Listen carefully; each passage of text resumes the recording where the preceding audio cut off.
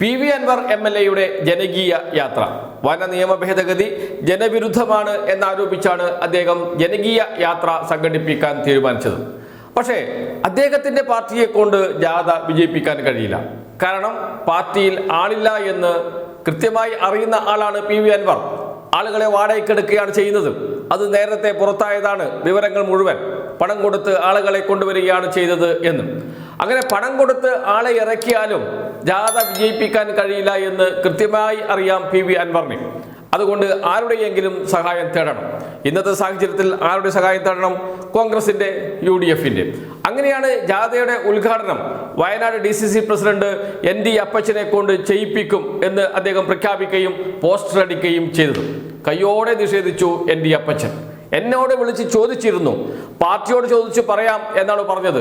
അതിനു മുമ്പ് എങ്ങനെയാണ് PV Anwar എന്റെ ഫോട്ടോ വെച്ച് പോസ്റ്റർ അടിച്ചത് എന്ന ചോദ്യമാണ് ND അപ്പച്ചൻ പരസ്യമായി ചോദിച്ചത്. അവിടെ പാളി. ആദ്യം തന്നെ ജനകീയ യാത്ര.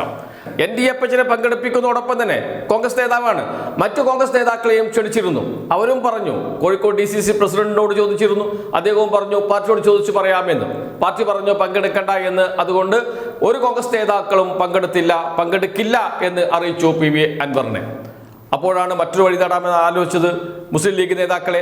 അങ്ങനെ ET മുഹമ്മദ് ബഷീറിന്റെ സമാപന സമ്മേളനത്തിലും വിവിധ പഞ്ചായത്ത് പ്രസിഡന്റുമാരെ വിവിധ സ്വീകരണ കേന്ദ്രങ്ങളിൽ പങ്കെടുപ്പിക്കാനായിരുന്നു PV Anwarയുടെ ശ്രമം.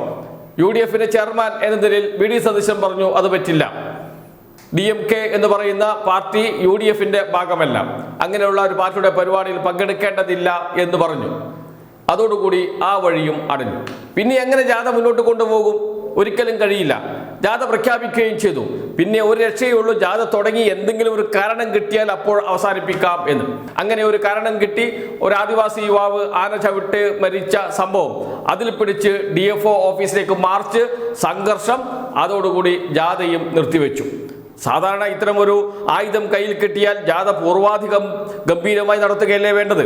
കാരണം ഇതാ ജാഥയ്ക്ക് പ്രധാനപ്പെട്ട കാരണവും കൂടി ലഭിച്ചിരിക്കുന്നു. ഒരു യുവാവിനെ, ആദിവാസി യുവാവിനെ ആന ചവിട്ടി കൊന്നിരിക്കുന്നു എന്ന് ജനങ്ങളോട് പറയുകയും ഈ വന നിയമം പാടില്ല, കൊണ്ടുവരാൻ പാടില്ല, അത് ജനദ്രോഹമാണ് എന്ന് വിവരിക്കുകയും ചെയ്യാൻ ഈ സംഭവം കൂടുതൽ പ്രചരിപ്പിക്കുകയല്ലേ ചെയ്യേണ്ടത് PV Anwar? അതിന് ജാഥ കൂടുതൽ ശക്തിയായി നടത്തുകയല്ലേ ചെയ്യേണ്ടത്? എന്നാൽ അദ്ദേഹം ജാഥ അവസാനിപ്പിച്ചു എന്ന് പറഞ്ഞുകൊണ്ട് ഒരു ഫേസ്ബുക്ക് പോസ്റ്റും അദ്ദേഹം ഇട്ടിട്ടുണ്ട്.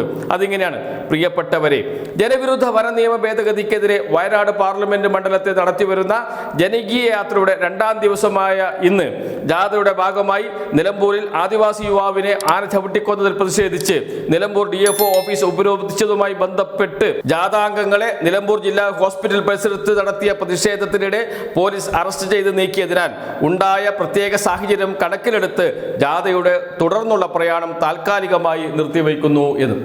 അതോടുകൂടി ജാഥ നിർത്തിവെച്ചു. ജാഥയിൽ പങ്കെടുത്ത 10, 20 അല്ലെങ്കിൽ 100 പേരെയെങ്കിലും പോലീസ് അറസ്റ്റ് ചെയ്ത് നീക്കിയോടുകൂടി പുതിയ ആളെ കിട്ടാനില്ല. ഇനിയിപ്പോൾ അവർക്ക് ജാമ്യം കിട്ടി പുറത്തിറങ്ങിയതിനു ശേഷം മാത്രമേ ജാഥ നടത്താൻ കഴിയൂ. അതിനുവേണ്ടി കാത്തിരിക്കുകയാണോ PV Anwar ചെയ്യുന്നത്? അതല്ല, ഇതോടുകൂടി ജാഥ പൂർണ്ണമായി നിർത്തുകയാണോ? ജാഥ പരാജയപ്പെട്ടു എന്ന് അദ്ദേഹത്തിന് ബോധ്യപ്പെട്ടു. UDFന്റെ സഹായത്തോടുകൂടി ജാഥ വമ്പിച്ച വിജയമാക്കി മാറ്റാം എന്നൊക്കെയായിരുന്നു PV Anwar കണക്കൂട്ടിയത്. UDF പിൻവാങ്ങിയതോടുകൂടി ജാഥ പരാജയപ്പെട്ടു. സ്വീകരണ കേന്ദ്രങ്ങളിൽ ആളില്ല. ജാഥ ഒന്നുമല്ലാതാകും. ഉദ്ഘാടനം പോലും ശ്രദ്ധിക്കപ്പെട്ടില്ല. അതുകൊണ്ട് തന്നെ ജാഥ പരാജയമായിരുന്നു. അത് അദ്ദേഹത്തിന് ബോധ്യപ്പെട്ടു. ഇങ്ങനെ മുന്നോട്ട് പോയാൽ ആരും ശ്രദ്ധിക്കാതെ ഇത് എവിടെയെങ്കിലും ചെന്ന് അവസാനിപ്പിക്കേണ്ടി വരും എന്ന് മനസ്സിലാക്കിയപ്പോഴാണ് കിട്ടിയ ഒരു അവസരം മുതലെടുത്ത് ജാഥ വേണ്ടെന്ന് വെച്ച് അദ്ദേഹം മുങ്ങിയത്, ഒളിച്ചോടിയത്. ഇതാണ് PV Anwar. ഇത്രയുള്ളൂ PV Anwar. LDFനോടൊപ്പം നിൽക്കുമ്പോൾ LDFനെ വിമർശിച്ചപ്പോൾ മാധ്യമങ്ങൾ വന്ന് വീടിന് ചുറ്റും വളഞ്ഞു. രാവിലെ ഉറങ്ങി എഴുന്നേൽക്കുമ്പോൾ ഒരു ചാനലിന്റെ 3, 4 പ്രതിനിധികളാണ് മൈക്കും ക്യാമറയുമായും വീട്ടിന് മുന്നിൽ കാത്തിരിക്കുന്നത്. PV Anwar വിചാരിച്ചു, ഞാൻ കേരളത്തിലെ ഏറ്റവും വലിയ നേതാവായി മാറിയിരിക്കുന്നു, കേരളത്തിലെ പ്രതിപക്ഷ നേതാവിനേക്കാളും മുഖ്യമന്ത്രിയെക്കാളും വലിയ നേതാവായി മാറിയിരിക്കുന്നു, അതുകൊണ്ടല്ലേ മാധ്യമങ്ങൾ വന്ന് എൻ്റെ മുന്നിൽ നിൽക്കുന്നത്. ഇതൊക്കെയാണ് അദ്ദേഹം പ്രതീക്ഷിച്ചത്. LDFിൽ നിന്ന് പുറത്തു പോയതോടുകൂടി അദ്ദേഹത്തെ ആരും ഗൗനിക്കാതെയായി. പിന്നീട് UDFിൽ ചേക്കേറാൻ ശ്രമിച്ചു. ആരും ആ വഴിക്ക് ഒരു തരത്തിലുള്ള കൈകൊടുക്കലും നടന്നില്ല. മറ്റു പാർട്ടികളിൽ ചേരാൻ ദേശീയമായി അദ്ദേഹം ഒരു ഓട്ട പ്രദർശനം നടത്തി. അവിടെയും നടന്നില്ല. അവസാനം ഒറ്റപ്പെട്ട് വീട്ടിലിരിക്കുന്ന സമയത്താണ് ജനകീയ യാത്ര നടത്താൻ തീരുമാനിച്ചത്. അതും ഇതാ പൊളിഞ്ഞ് പൊട്ടി പാളീസായി കഴിഞ്ഞിരിക്കുന്നു എന്നർത്ഥം. ഇത്രയേ ഉള്ളൂ പി വി അൻവർ എന്ന് ഇതോടുകൂടി മനസ്സിലായില്ലേ എന്ന ചോദ്യമാണ് പി വി അൻവറിനോട് തന്നെ ചോദിക്കുന്നത്. അദ്ദേഹം വീട്ടിലിരിക്കുമ്പോൾ ഒന്ന് സ്വയം ചോദിക്കണം, ഞാൻ ആരാണ് എന്ന്, എനിക്ക് ശക്തി തന്നത് ആരായിരുന്നു എന്ന്. ഇടതുപക്ഷത്തോടൊപ്പം നിൽക്കുമ്പോഴുള്ള ശക്തി എന്തേ ഇടതുപക്ഷം വിട്ടപ്പോൾ ഇല്ലാത്തത്? അപ്പോൾ ശക്തി ആരുടേതാണ്? താങ്കളുടേതല്ല, അത് ഇടതുപക്ഷത്തിന്റെ ശക്തിയായിരുന്നു. ഇടതുപക്ഷത്തെ വിമർശിക്കാൻ ഇടതുപക്ഷത്തിരുന്നു കൊണ്ട് ചെയ്തപ്പോഴാണ് മാധ്യമങ്ങളിൽ നിന്ന് ശ്രദ്ധ കിട്ടിയത്.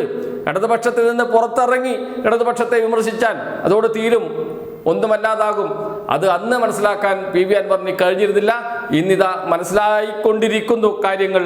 അവസാനം വലിയ കൊട്ടിഘോഷിച്ച് നടത്തിയ ജനകീയ യാത്രയും വഴിക്ക് വെച്ച് ഉപേക്ഷിക്കേണ്ടി വന്ന ദയനീയമായ സ്ഥിതിയിലേക്ക് പി വി അൻവർ എത്തിയിരിക്കുന്നു എന്നർത്ഥം.